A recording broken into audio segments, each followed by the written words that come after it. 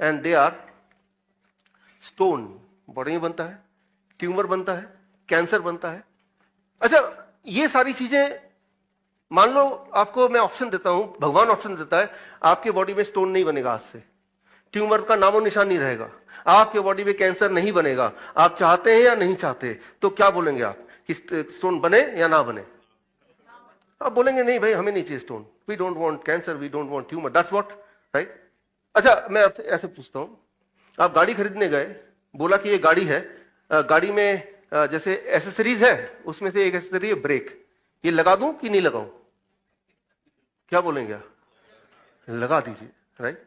क्योंकि आप कॉन्सिक्वेंसेस देख रहे हैं, नहीं लगाने से क्या क्या दिक्कतें आ सकती हैं, आप दूर तक सोच सकते हैं, राइट? अब इसको जरा अंडरस्टैंड कीजिए कि जो काम गाड़ी में ये ब्रेक करता है, राइट, वही वाला काम हमारे गाड़ी में, हमारा गाड़ी कौन है? और बॉडी, उसमें ये स्टोन करता है, ये ट्यूमर करता है, cancer. Let me help you understand. Stone ये क्या है? आप अगर स्टोन निकालेंगे बॉडी से, किडनी स्टोन, गॉलब्लैडर स्टोन, उसको निकाल के माइक्रोस्कोप में डालेंगे तो उसमें बहुत सारी चीज निकलेंगी, बहुत सारे मिनरल्स निकलेंगे, मिनरल्स, मैग्नीशियम निकलेगा, पोटेशियम निकलेगा, मेनली कैल्शियम निकलेगा।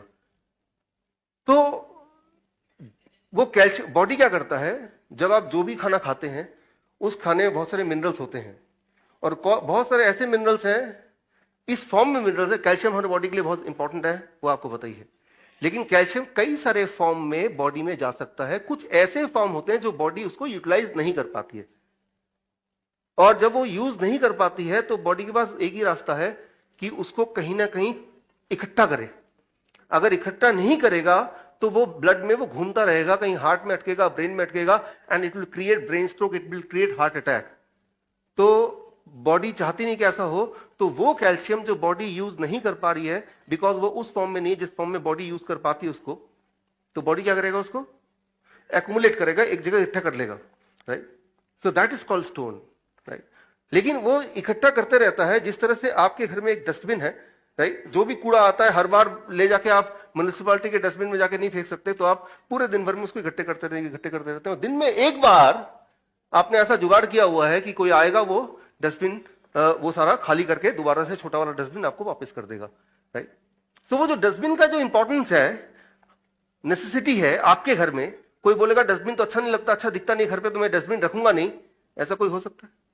यू अंडरस्टैंड कि वो डस्टबिन की जगह क्या है, लेकिन आपको यह भी पता है कि हर दिन वो डस्टबिन खाली भी होनी चाहिए ताकि अगले दिन भरने के लिए वो खाली रहे। ठीक उसी तरह से हम में से हर एक के बॉडी में, हर एक के बॉडी में स्टोन बनता है। आगे मैं आपको दिखाऊंगा। हर एक के बॉडी में स्टोन बनता है, बन के एक पर्टिकुलर साइज तक पहुंचता है, 3 mm, 4 mm, 5 mm, 6 mm, 7 mm, right? जिस तरह से आपके घर में डस्टबिन में आपने जो भी कूड़ा डाला वो भरता जाता, लेकिन दिक्कत कब आएगी? जब कूड़ा ज्यादा हो, डस्टबिन का साइज कम हो। That is the time when it will be painful.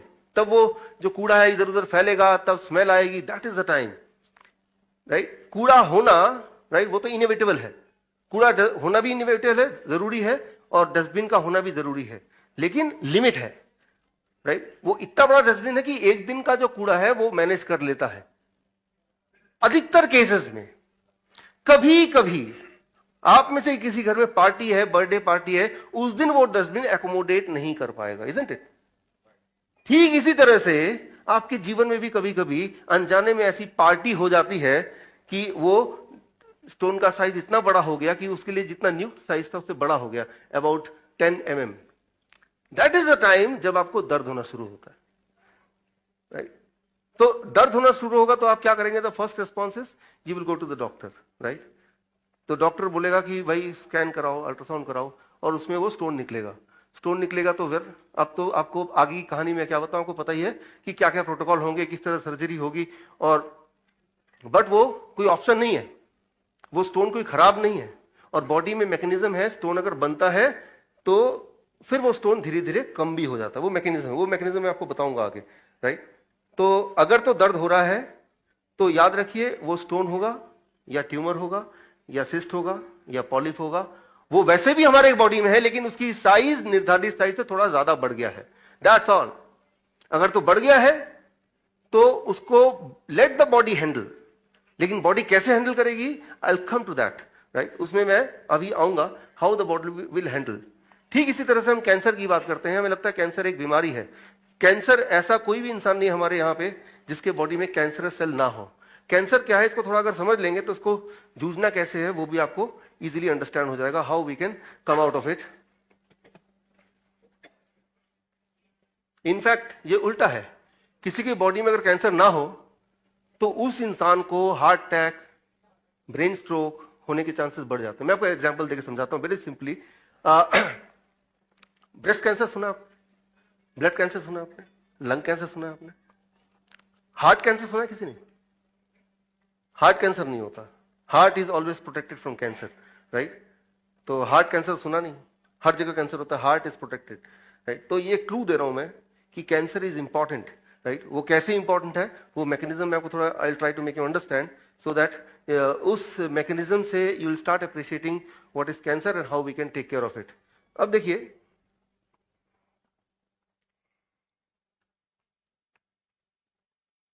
मान लीजिए ये ब्लड वेसल है और ये ब्लड यहां ऐसे फ्लो हो रहा है।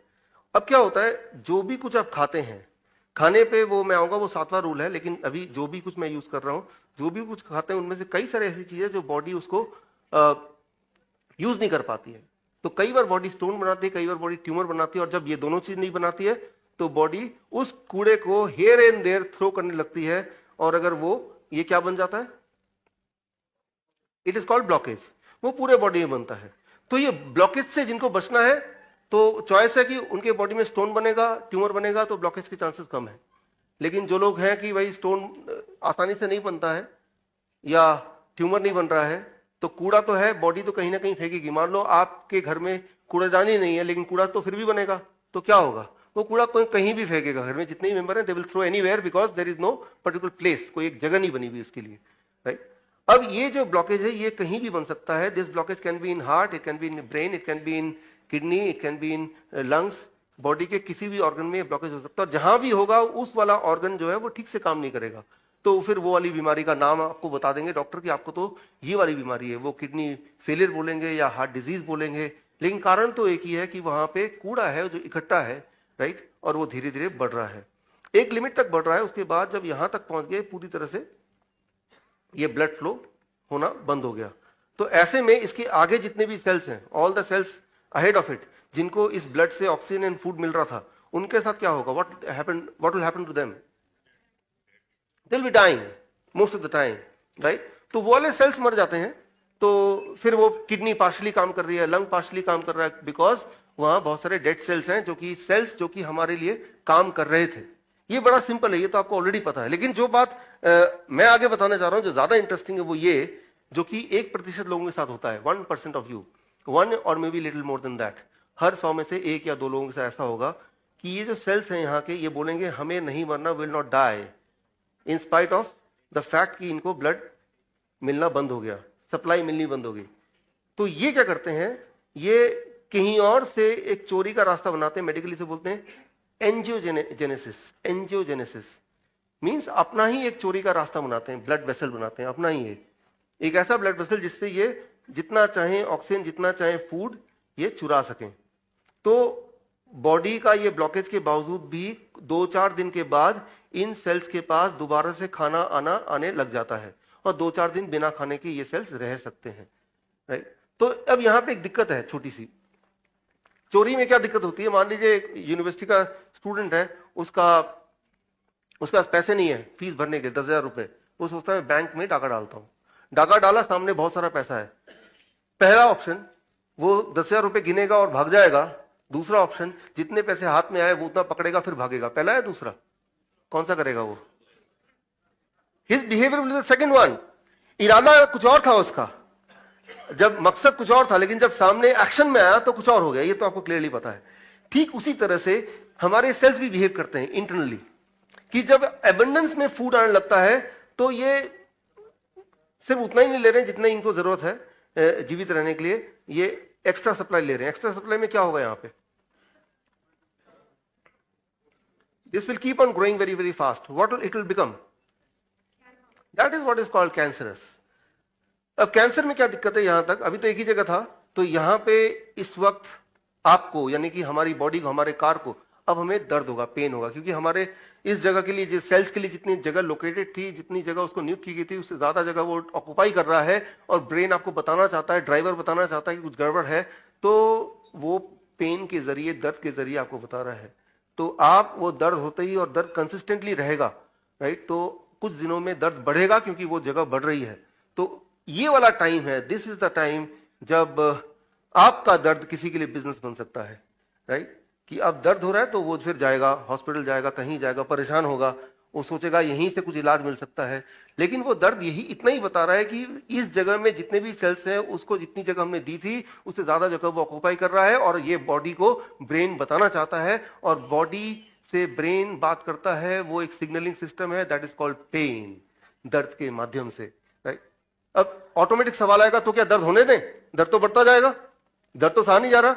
ये सवाल अपने पास रखिए, इसका जवाब आगे आएगा। ऐसा होने नहीं दें, राइट, हमें एक भी दिन होने देना नहीं है, उसको तुरंत ही कम करना है। लेकिन कम करने का जो रास्ता है, वो रास्ता क्या है हमारा?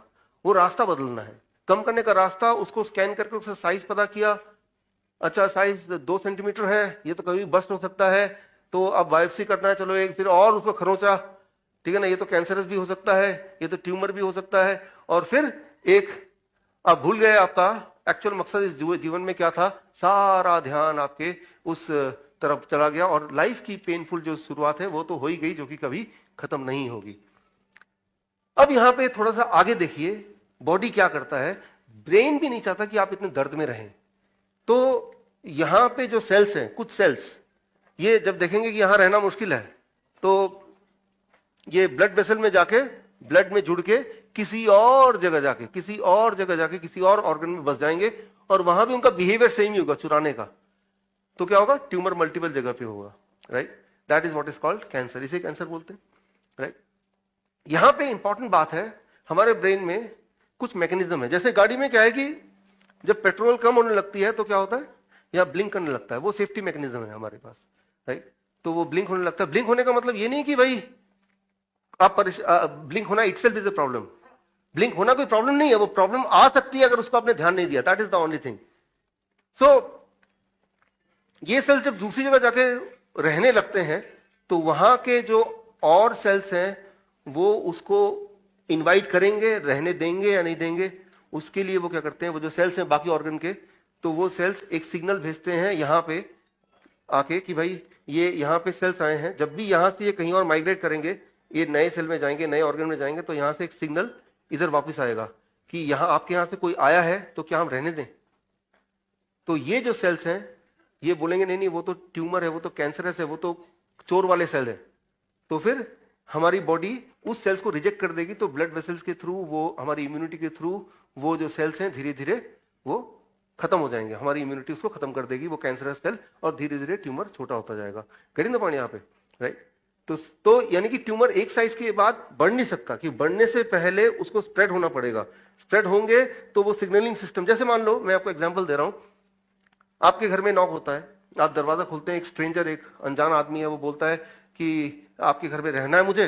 You are shocked. फिर बोलता है वो डॉक्टर विश्वरूप जो आपके दोस्त हैं उन्होंने भेजा है, और आप मेरे खास दोस्त हैं, अब क्या करेंगे? आप रहने देंगे नहीं रहने देंगे? आप उनको बोलेंगे अच्छा भाई साहब बैठिए, जरूर आइए, और पीछे से क्या करेंगे जाके तुरंत ही? एक कॉल लगाएंगे सीक्रेटली कि भाई ऐसा कोई आदमी, ऐसा हुलिया ऐसा है, आपका नाम ले रहा है। तो तुरंत मैं समझ जाऊंगा यार ये वो तो चोर है, मेरा नाम लेके चोरी कर चुका 2 जगह। आप उनको भगाओ, वहां से भगाओ भी मत, उनको बिठाओ, पुलिस को बुलाओ, इजंट इट? तो ठीक इसी तरह से हमारा बॉडी बिहेव करता है। वो जो सेल्स हैं, जो चोरी वाले सेल हैं, ट्यूमर वाले सेल हैं, उसको इम्यूनिटी को पकड़ा देती है, वो डिस्ट्रॉय हो जाता है, और धीरे धीरे ट्यूमर बड़ा जो था वो कट भी जाता है। ये नेचुरली होता है। बोलने का मतलब ये है कि मैं आपको दिखाऊंगा अभी कि हर एक के बॉडी में बहुत सारे ट्यूमर रोज बनते हैं। इस वक्त अगर कोई मेरा अल्ट्रासाउंड करेंगे तो 10-15 जगह ट्यूमर मिलेंगे, which is very normal and natural, that is not a sickness, right. लेकिन धीरे धीरे बॉडी के पास मैकेनिज्म उसको डिस्ट्रॉय करने का भी automatically, right. So that is the most important thing. लेकिन मान लीजिए आपने फोन किया और वो सिग्नल नहीं मिल रहे, और बंदा वहां पे बैठा हुआ है, अब क्या करेंगे? उसको भगाएंगे? आप सोचेंगे क्या करें, तो आपके पास आइडिया आएगा, इनको बैठे रहने देता हूं और मैं फोन लगाता रहता हूं, कभी तो मिलेगा ना। लगाते रहे, रात हो गई, अब सोने का समय आ गया, अब बोलते कोई बात नहीं, इसको आज सोने दो, कल तो लग ही जाएगा। और कल सुबह जब फोन लगा तब तक देखा कि वो तो चोरी होकर सारा सामान भी लेके चला गया, right. What I mean to say, the same condition happens in the body. कई बार आपकी बॉडी की जो सिग्नलिंग सिस्टम है वो ठीक से काम नहीं करती है, and that is the time जब ये चोर वाले सेल्स हैं, इसको मौका मिल जाता है दूसरी जगह जाके बैठ जाने का, उस चोर की तरह जो आपके घर में बैठ गया बिकॉज वो फोन नहीं लग रहा था। जब भी आपकी बॉडी की सिग्नलिंग सिस्टम फेल होती है, उस फेल होने के पीछे सिर्फ एक कारण है। वो कारण अगर आप हटा देंगे, आपकी बॉडी की सिग्नलिंग सिस्टम फेल नहीं होगी, और ट्यूमरस ग्रोथ, कैंसरस ग्रोथ एक लेवल से ज्यादा बढ़ नहीं सकता। मैं ये नहीं बोल रहा हूं कि ट्यूमर नहीं होंगे आपकी बॉडी में या कैंसर सेल नहीं होंगे, वो तो नेचुरल फिनोमिना होगा।